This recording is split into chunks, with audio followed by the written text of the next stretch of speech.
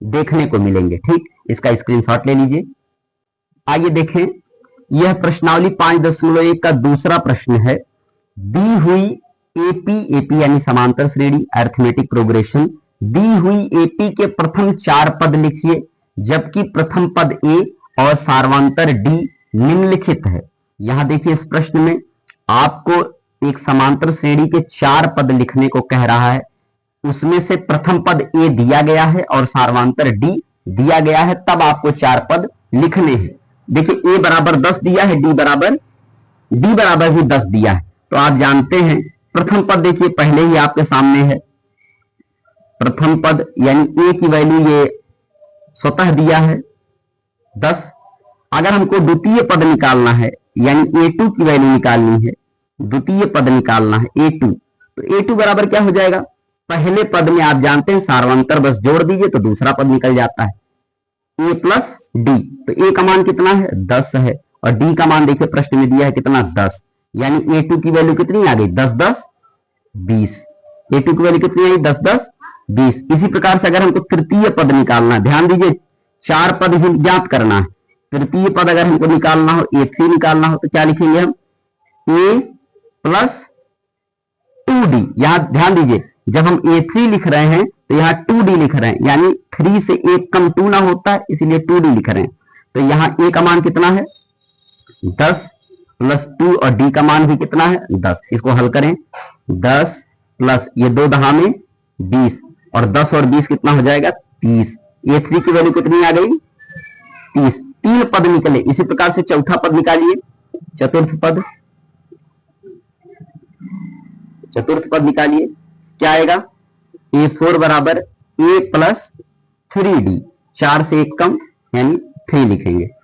तो A4 निकालना हो हमको, तो A का मान यहां देखिए 10 दिया है, 3, और D की वैल्यू कितनी दी है? 10। कितना हो गया? 10 प्लस 3 दहा में 30, यानी कितना आ गया? 40। A4 की वैल्यू कितनी आ गई? 40। इस प्रकार से आपको श्रेणी के चारों पद क्या ज्ञात हो गए? पहला पद आपके सामने दिया ही था 10, दूसरा क्या है? 20, तीसरा 30, और चौथा 40। इस प्रकार से आप श्रेणी लिख सकते हैं, 4 पदों की श्रेणी लिख सकते हैं। पहला है 10, दूसरा है 20, तीसरा पद है 30, और चौथा पद है 40। तो ये आपके प्रश्न का उत्तर है। इसका आप स्क्रीनशॉट ले लीजिए। लिखा है A बराबर -2, यानी प्रथम पद दिया है श्रेणी का -2 है, और सार्वंतर 0 है। D की वैल्यू कितनी है? 0। आइए हम 4 पद निकालने का प्रयास करते हैं। प्रथम पद A जिसका मान दिया है -2। द्वितीय पद निकालना है। द्वितीय पद कैसे निकलेगा? द्वितीय पद यानी A2 की वैल्यू निकालिए। A2 आप जानते हैं, A में आप D जोड़ दीजिए, सार्वंतर को जोड़ दीजिए। तो A कितना दिया है? -2, और D कितना दिया है? 0, यानी कुछ जोड़ना ही नहीं है। कितना आ जाएगा? -2। A2 की वैल्यू कितनी आई? -2। इसी प्रकार से आप तृतीय पद निकालिए। तृतीय पद यानी A3 निकालना है, तो A3 बराबर क्या आ जाएगा? A plus 2D। जिसको ये सूत्र लिखना आ गया, समझिए यह समांतर श्रेणी बिल्कुल आसान हो जाएगी। A की वैल्यू कितनी है? -2 प्लस 2, और D की वैल्यू कितनी है? 0। तो -2 ये संपूर्ण 0 हो जाएगा, गुणा होगा जब, तो कितना आएगा? -2। यानी A3 की वैल्यू कितनी आई? -2। इसी प्रकार से चतुर्थ पद लिखिए। चतुर्थ पद क्या होगा? A4 क्या होगा? A प्लस 3D, 4 से 1 कम। A का मान -2 है, 3 और D का मान कितना है? 0। तो -2 ये सब 0 आ जाएगा। ठीक है, तो -2। A4 की वैल्यू कितनी आई? -2, यानी पहला पद कितना आया? -2, दूसरा पद कितना आया? -2, तीसरा पद कितना आया? -2, और चौथा पद कितना आया? -2। प्रत्येक पद समान आ रहे हैं। क्यों समान आ रहे हैं? प्रत्येक पद -2 ही आ रहा है। क्यों? क्योंकि D की वैल्यू कितनी है? ध्यान दीजिए, 0 है। सार्वंतर कितना है? 0। तो आपकी श्रेणी क्या बन जाएगी? चार पदों की श्रेणी क्या बन जाएगी? -2, -2, -2 और -2। आप देखिए सार्वंतर कितना है सबके बीच का? 0 है। ठीक, आप नोट कर लीजिए। आइए अगला प्रश्न लगाने का प्रयत्न करते हैं। प्रथम पद इसमें निकालिए। प्रथम पद दिया ही है, A बराबर कितना दिया है? 4। द्वितीय पद निकालिए। द्वितीय पद a2 कितना होता है a प्लस डी, a का मान 4 है और d की वैल्यू कितनी है -3। आप देखिए प्लस माइनस गुणा होगा तो माइनस आ जाएगा, 4 में से 3 जाएगा तो 1 बचेगा, यानी a2 की वैल्यू कितनी आ गई 1। इसी प्रकार से तीसरा पद निकालिए, तृतीय पद। तृतीय पद क्या होता है a3, a3 बराबर क्या होगा a प्लस 2d, a की वैल्यू कितनी है 4 प्लस 2d की वैल्यू कितनी है -3। हल कीजिए 4, ये देखिए प्लस माइनस गुणा माइनस, 2 3 6, 4 में से 6 घटेगा तो -2 आएगा, ध्यान दीजिएगा। a3 बराबर कितना आ गया -2। आइए चतुर्थ पद निकालें। चतुर्थ पद क्या होगा, यानी a4 की वैल्यू क्या आएगी a प्लस 3d, a का मान कितना है 4 और d का मान कितना है -3। तो 4 ये प्लस माइनस गुणा माइनस, 3 त्रिका 9, 4 में से 9 घटेगा तो कितना आएगा -5, यानी a4 की वैल्यू कितनी आ गई -5। ठीक है, श्रेणी क्या बनेगी, श्रेणी आपके सामने है, श्रेणी बनेगी 4 पदों की श्रेणी।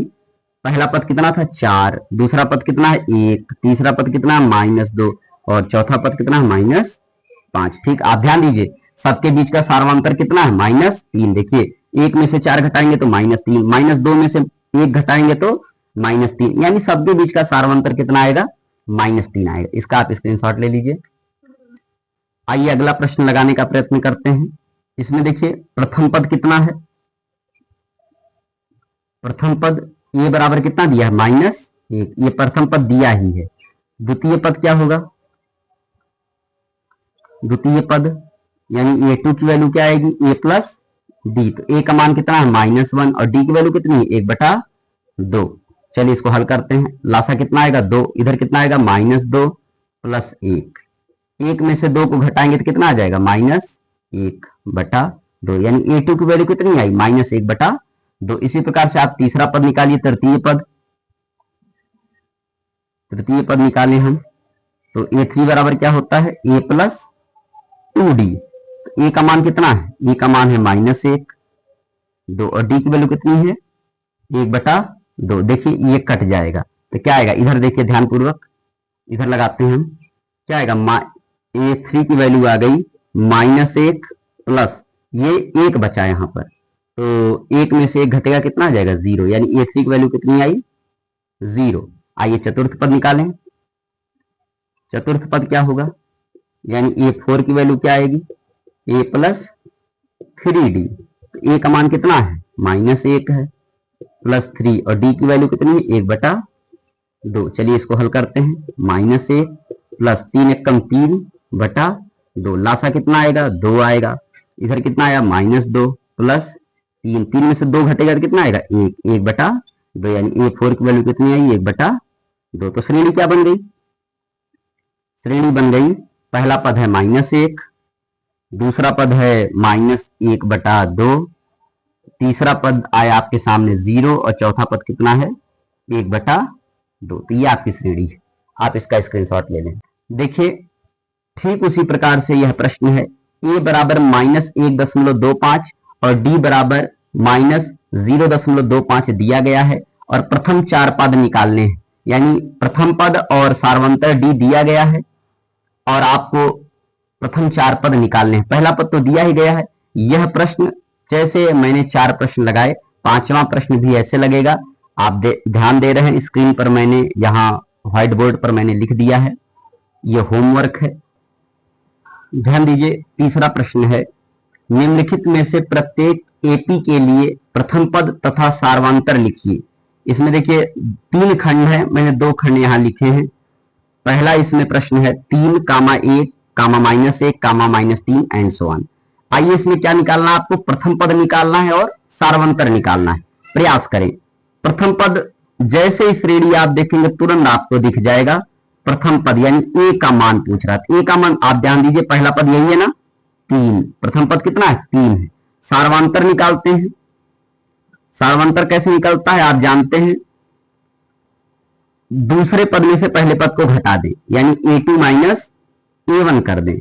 तो a2 कितना है 1 है और इसमें से 3 आप घटाएं, तो 1 में से 3 घटेगा तो कितना आएगा -2, यानी d की वैल्यू कितनी आ गई -2।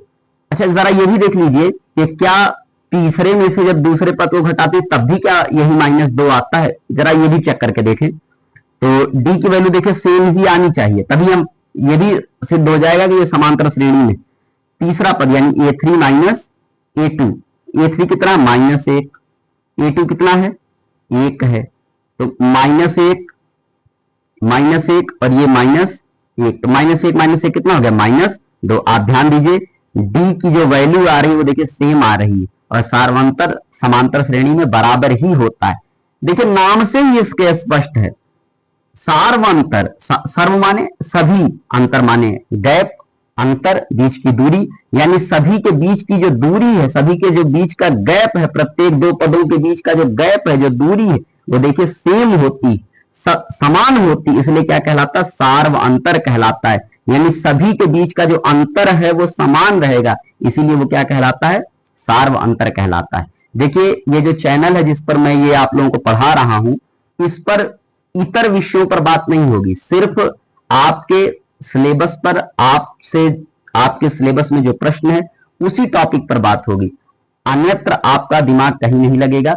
इसलिए मेरा निवेदन आप सबसे है कि जब भी इस चैनल पर आए, वीडियो देखें तो पूरे मनोयोग से पढ़ें और पढ़ने के लिए ही सिर्फ आए। यह मेरा आपसे अंजलिबद्ध निवेदन है, हाथ जोड़ करके निवेदन।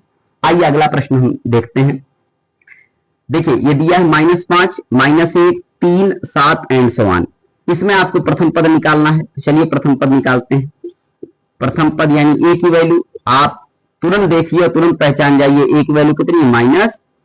चलिए सार्वंतर निकालते हैं, सार्वंतर यानी डी की वैल्यू निकालते हैं। डी क्या है, दूसरे पद में से पहले पद को घटाइए, तो दूसरा पद कितना भैया -1 और A1 कितना है -5। चलिए घटाते हैं, तो -1 गुणा प्लस 5 में से एक घटेगा कितना आएगा 4, यानी डी की वैल्यू कितनी आ गई 4। इसी प्रकार से चलिए फिर हम प्रयास कर लेते हैं, देख लेते हैं क्या सबके बीच का सार्वंतर बराबर ही है ना। तो डी की वैल्यू और एक जगह से और निकाल लेते हैं, A3 माइनस A2, A3 कितना 3 है और A2 कितना -1 है। तो यहां देखिए 3 माइनस गुणा प्लस 1, 3 कितना आ गया 4, यानी डी की वैल्यू कितनी आ रही 4। यहां देखिए यहां भी डी की वैल्यू सेम है, यहां की वैल्यू सेम है, यानी सार्वंतर तो सेम होता ही है। आपने क्या निकाल लिया, प्रथम पद निकाल लिया और सार्वंतर भी ज्ञात कर लिया। ठीक, इसका आप स्क्रीनशॉट ले लीजिए। आइए देखें यह प्रश्न है, इसमें भी हमको वही ज्ञात करना है जो पुराने प्रश्न में करना था, प्रथम पद और सार्वंतर। तो प्रथम पद देखते ही पता चल जाता है, प्रथम पद यानी ए की वैल्यू आप देखिए, पहला पद क्या है 1/3 और सार्वंतर चलिए निकालने का प्रयत्न करते हैं। सार्वंतर यानी डी की वैल्यू निकालनी है, वही पुराना, तो डी यानी A2 माइनस A1, दूसरे पद में से पहले पद को घटाइए, तो दूसरा पद कितना है 5/3 और पहला पद कितना है 1/3। देखिए हर बराबर 3 हो जाएगा, हर ये 5 माइनस 1 कितना आया 4/3। डी की वैल्यू कितनी आई 4/3। जरा देख लीजिए क्या हर जगह सेम ही है ना। चलिए एक जगह से और सार्वंतर निकालते हैं, डी की वैल्यू A3 माइनस A2 करके देखते हैं। A3 कितना है 9/3 और A2 कितना है 5/3। तो हर देखिए यहां भी बराबर है, कितना आ जाएगा 9 माइनस 5, तो 9 में से 5 जाएगा, कितना बचेगा 4/3। देखिए डी का मान यहां भी वही आ रहा है। ठीक है, तो हमने देखिए प्रथम पद भी ज्ञात कर लिया और सार्वंतर यानी डी की वैल्यू भी ज्ञात कर ली। ठीक, इसका स्क्रीनशॉट ले लीजिए।